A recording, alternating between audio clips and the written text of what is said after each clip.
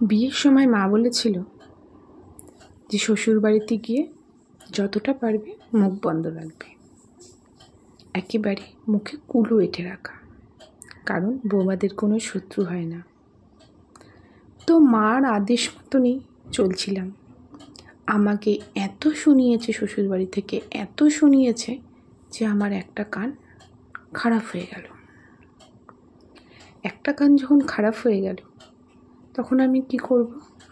আর একটা কান থেকে শুনতে হবে। যখন আমি একটা কান খারাপ হয়ে যাওয়ার ফলে আর একটা কান থেকে শুনছি, তখন তাহলে বের করব কোথা থেকে? কারণ মাই বলেছিল যে যাই বলুক না কেন তুমি এক কান দিয়ে শুনবে আর এক কান দিয়ে বের করে দেবে।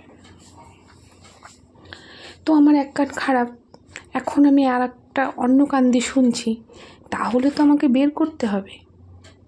তো আমি মুখ দিয়ে বের করা শুরু করলাম।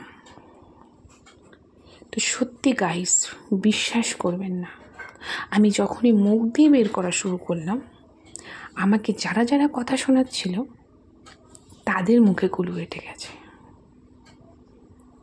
তারা আর আমাকে কিছু শোনাতে পারছে না। তারা কথা শোনাবে কি, শোনানোর জায়গাটাই তারা ভুলে গেছে। তারা হয়তো খুব বেশি হলে 9 মাসে 6 মাসে খুব প্রয়োজন দরকার ছাড়া আসে না আমার বাড়িতে, কারণ আমি তো কান দিয়ে শুনে এখন মুখ দিয়ে বের করা শুরু করেছি। আর যদিও বা শোনায় আমার পেছনে মিন মিন মিন মিন করে, যেই কথাগুলো আমাকে শোনাতো ঠ্যাস মেরে ঝাঁঝালোভাবে, মানে তারাই সর্বে সর্বা, আমি কিছু না, তাদের মধ্যে এরকম একটা টেন্ডেন্সি ভাব ছিল। তখন মিন মিন মিন মিন করে বলছিল। তখন আমি ভাবলাম যে যাক, এক কান দিয়ে শুনে আর এক কান দিয়ে বের করার থেকে মুখ দিয়ে বের করা ভালো। তখন আমি আমার মাকে গিয়ে বললাম, তুমি আমাকে ভুল শিক্ষা দিয়েছ, তুমি যদি আমাকে ঠিক শিক্ষা দিতে তাহলে আমার একটা কান নষ্ট হতো না।